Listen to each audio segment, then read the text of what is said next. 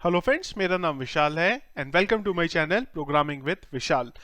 तो फ्रेंड्स, आज का जो हमारा वीडियो है वो हमारी जो ES6 की सीरीज चल रही है उसका 9th वीडियो है और बहुत ही ज़्यादा इम्पॉर्टेंट जो टॉपिक है आज का जिसके बारे में हम लोग डिस्कस करने वाले हैं, जो बहुत ज़्यादा यूजफुल है आपके लिए। आप अगर जावास्क्रिप्ट की बात करें या आगे जाके आप जावास्क्रिप्ट की कोई लाइब्रेरी के बारे में बात करें, फ्रेमवर्क के बारे में बात करें, और वो है फैट एरो फंक्शंस।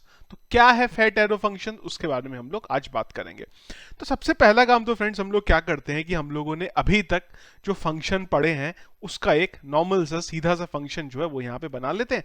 लेट से मैं बोल देता हूँ यहाँ पे हेलो इज इक्वल टू, और सॉरी इसको कुछ इस तरीके से लिख देते हैं और यहाँ पे हम डाल देते हैं रिटर्न वेलकम, और यहाँ पे हेलो को कॉल करा लेते हैं। इनफैक्ट कंसोल डॉट लॉग करना पड़ेगा, कंसोल डॉट लॉग। चलिए जी, एक बार चलते हैं, हिट करके देखते हैं। वेलकम का मैसेज आ गया। तो ये बहुत सिंपल सा फंक्शन है जो हमने जब जावास्क्रिप्ट में फंक्शन पढ़ा था तब हमने इसके बारे में डिस्कस किया था। अब एक तरीका इसका और हो सकता था, और वो कुछ आपका इस तरीके से हो सकता था कि हम लोग एक वेरिएबल बना लेते, लेट्स से गेट डेटा, और वहां से इस फंक्शन को हम लोग, जो ये हमारा फंक्शन है, इसको कुछ इस तरीके से कॉल करा लेते। तो उस केस में पर क्या होता, हमें फंक्शन का जो नाम है वो यहाँ पे नहीं देना पड़ता। तो इनफैक्ट एक काम करते हैं, इसको हेलो ही कर देते हैं कुछ इस तरीके से।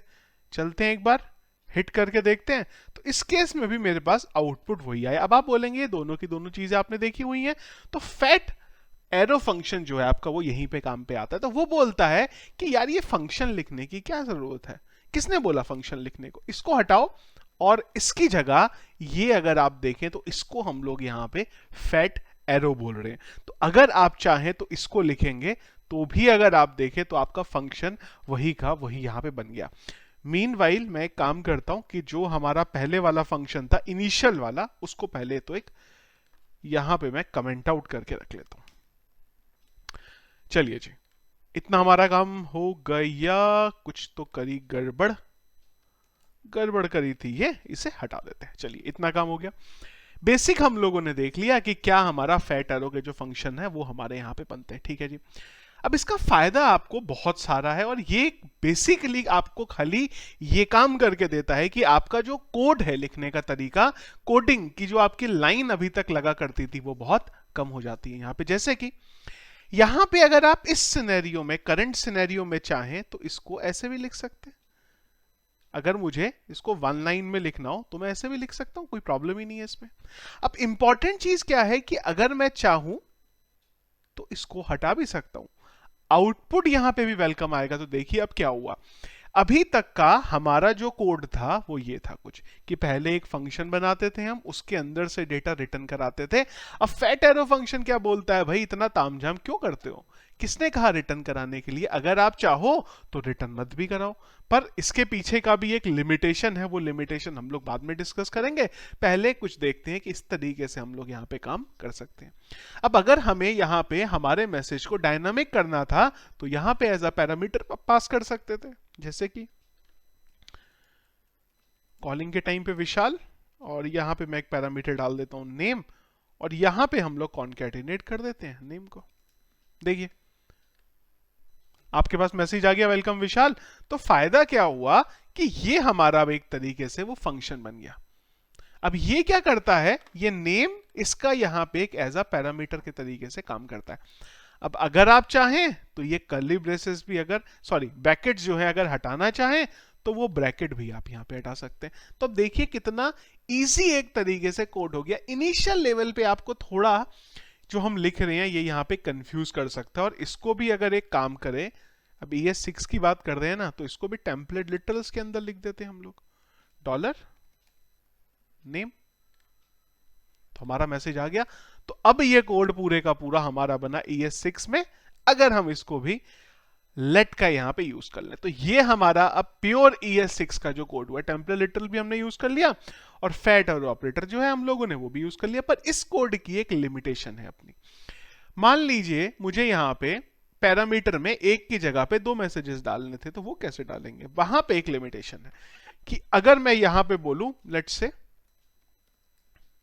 विशाल गुप्ता, ये फर्स्ट नेम है, ये लास्ट नेम है, तो क्या मैं यहां पे ऐसा कर सकता हूं, F name comma L name, और यहां पे ये वाला वेरिएबल डाल दें और स्पेस के साथ ये वाला वेरिएबल डाल दें।